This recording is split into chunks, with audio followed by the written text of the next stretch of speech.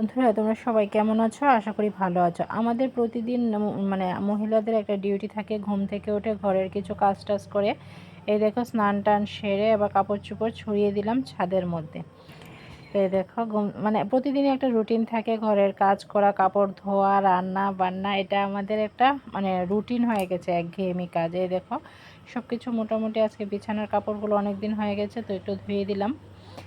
দিয়ে ওটা বিছানার কাপড়ই ধুয়ে টুয়ে দিলাম, মানে দিয়ে এবার দেখো ছাদের মধ্যে সব কিছু ছড়িয়েও দিলাম। তো আমার মাও আগে স্নান করে ফেলেছিল, তো তাদের কাপড় মোটামুটি আগেই শুকিয়ে গেছে। এই দেখো এবার ছাদে কাপড় ছড়িয়ে চলে আসলাম, যেহেতু বিছানা থেকে চাদর সরিয়েছি, এবার ধোয়া ফ্রেশ বিছানা চাদর বিছিয়ে দিলাম। তো বালিশের ওষারগুলো তো আবার শুকালে তারপর সন্ধ্যার সময় এসে লাগিয়ে নেব।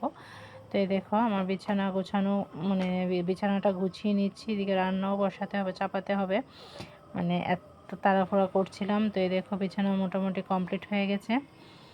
তো এই দেখো এবার একটু ঠাকুর প্রণাম করতেও চলে গেছি। মাই ঠাকুরকে আজকে স্নান টান সেরে জল দিয়ে দিয়েছে, কিন্তু বেলপাতা দিয়েই ফুল ছিল না বলে। তো এবার রান্না চাপাতে চলে গেলাম। তো ঘরে একটু মাংস ছিল, তো কী করব, আজকে একটু মাংসই আবার রান্না করে নিলাম।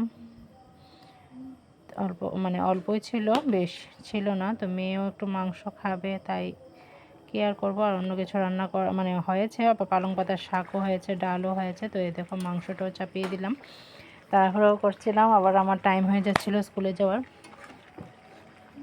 তো এই দেখো এখানে মাংসটাও কষিয়ে নিলাম ভালো করে, মানে সিদ্ধ হয়ে যাচ্ছে। এবার দেখো মানে মোটামুটি কষানো হয়ে গেছে। তো এবার তারপর ঝোলও দিয়ে দেব, গরম জল করে আমি আবার মাংসতে ঝোলও দিয়ে দিয়েছি। আবার দেখো ফুটতে শুরু করে দিল। তো এই দেখো আমার মাংস রান্নাও কমপ্লিট হয়ে গেল। তো ওকে বন্ধুরা, বাই বাই, সবাই ভালো থেকো, সুস্থ থেকো। ভিডিওটা ভালো লাগলে লাইক করে দিও।